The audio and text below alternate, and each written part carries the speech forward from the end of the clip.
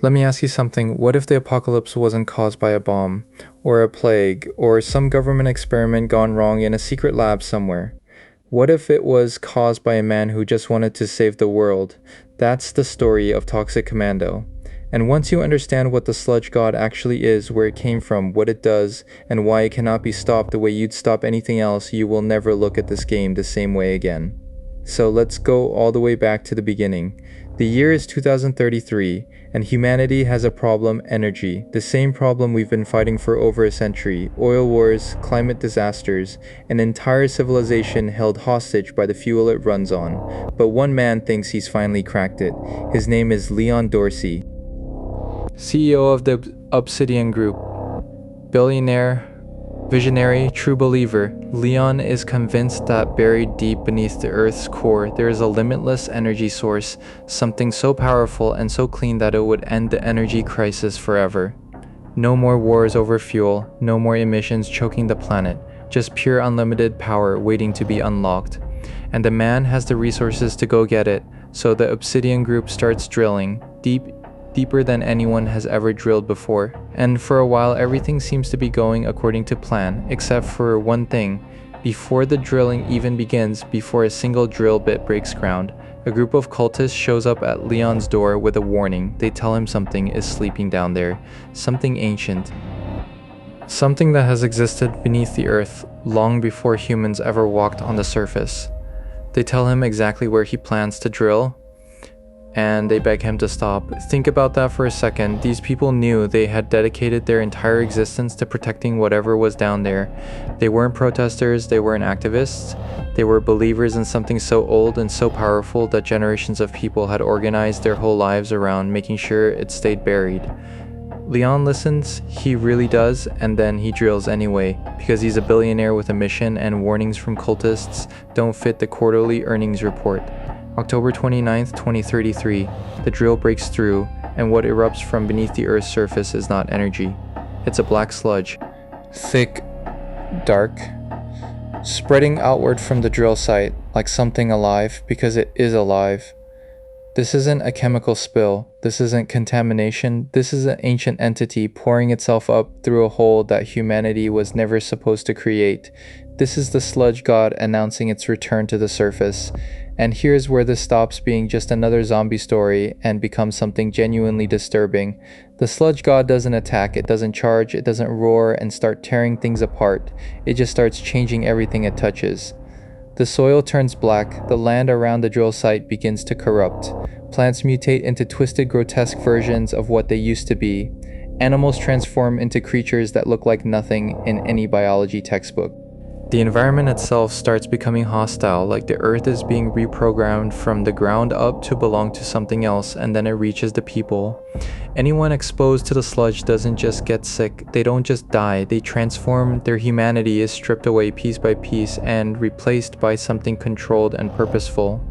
They join the horde, they become extensions of the Sludge God's will, soldiers in an army they never enlisted in. The game even has a name for them, Homo Morti, what used to be human beings, now just instruments of spreading corruption. This is not an infection, this is terraforming. The Sludge God is not trying to survive in our world, it is replacing our world with its own. Turning everything humanity ever built, every city, every road, every civilization, into the kind of environment it wants to inhabit.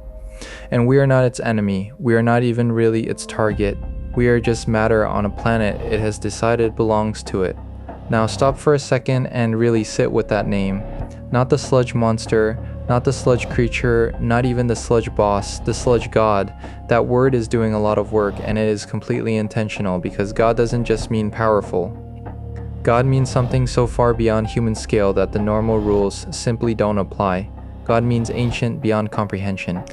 God means there are people who knew about this thing long before any modern human ever dreamed of drilling into the Earth's core and built their entire lives around keeping it asleep. The cultists who warned Leon weren't crazy.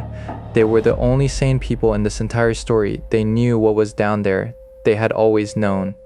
and for generations they had been the last line of defense between humanity and something that could end it, not through malice, not through hatred, but simply by existing.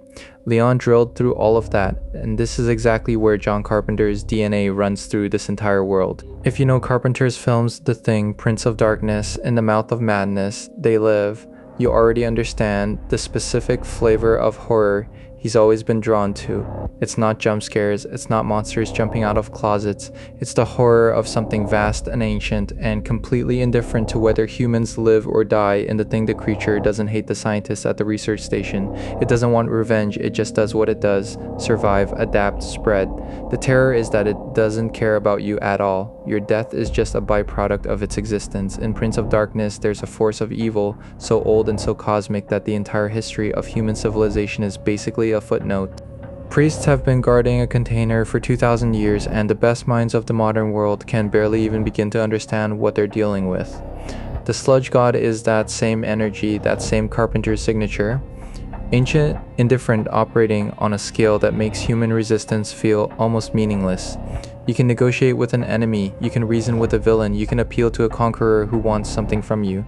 You cannot negotiate with something that doesn't register your existence as significant. That is what makes the Sludge God terrifying in a way that most game antagonists simply are not. Now here's where the story goes from disaster to complete catastrophe, because Leon Dorsey, the man who caused all of this, does not come clean. He doesn't call a press conference, he doesn't alert the government, he doesn't evacuate the surrounding population and warn the world about what just came out of the ground. He covers it up. He sends private military contractors into the infected zone with one mission: contain this quietly, clean it up before the world finds out what the Obsidian Group actually unleashed.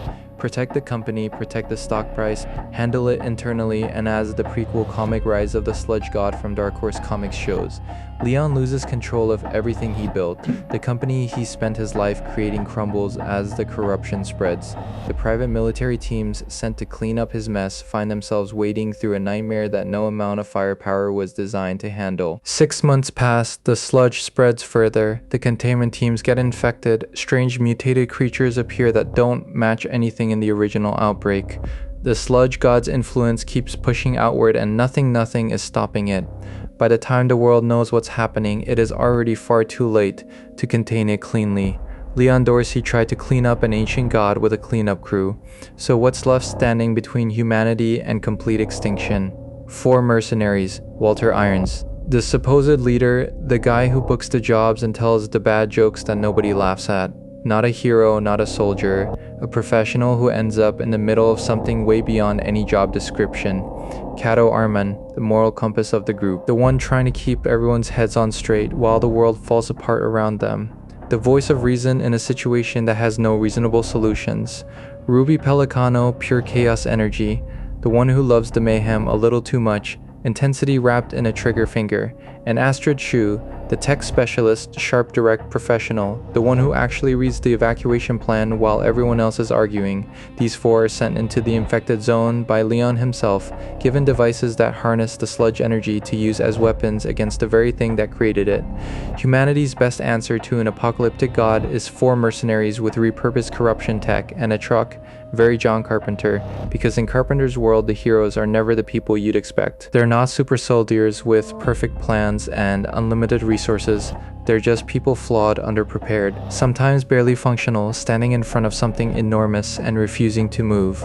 That's Walter, that's Cato, that's Ruby, that's Astrid, 4 hired guns between an ancient god and the end of everything. And here's what keeps the story stuck in your head long after you put the controller down. Leon Dorsey was not evil.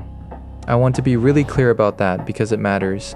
He wasn't trying to destroy the world. He wasn't secretly working for the Sludge God. He genuinely believed with everything he had that he was doing something good, that he was saving humanity from its own energy crisis, that he was the hero of this story. His arrogance wasn't the arrogance of someone who doesn't care about consequences. It was the arrogance of someone so convinced they are right that they cannot hear the warnings. The cultists knew. They showed up, they tried, they laid out exactly what would happen, and he didn't listen, because in his mind the people warning him were obstacles to progress, superstitious behind the times, standing in the way of a better future. That is the most John Carpenter ending to a backstory backstory that has ever existed, because the real monster in this story isn't the sludge god. The real monster is the belief that human ambition has no limits, that we can drill into the unknown, ignore every warning, crack open doors that were sealed, shut for very good reasons, and come out fine on the other side. We couldn't, and now 4 mercenaries with guns are paying for it. So the next time you're out there in that wasteland, sludge covering every surface, the land black and wrong beneath your boots, waves of homo morti pouring toward you from every direction, and something enormous looming at the edge of the horizon, remember what you're actually fighting, not just zombies, not just a boss at the end of a level, the physical consequence of one man's pride, an ancient force that was sleeping peacefully until a billionaire with a drill decided he knew better than a warning, a god that didn't invade our world, a god that WWE set free, that we gave a door to walk through. The sludge god isn't winning because it's powerful, it's winning because we handed it the keys. And the question underneath every single mission, every horde you survive, every inch of corrupted ground you take back, is the same question the game never quite lets you shake. Can you actually kill something like that? Or did humanity already lose the moment Leon Dorsey ignored that warning on October 29th, 2033? That's the sludge god, that's the world of Toxic Commando, and we are just getting started on this lore. Next video, the 4 Commandos. Who is Walter Irons really? What is Kato Armin's deal? Why does Ruby Pelicano love the chaos a little too much?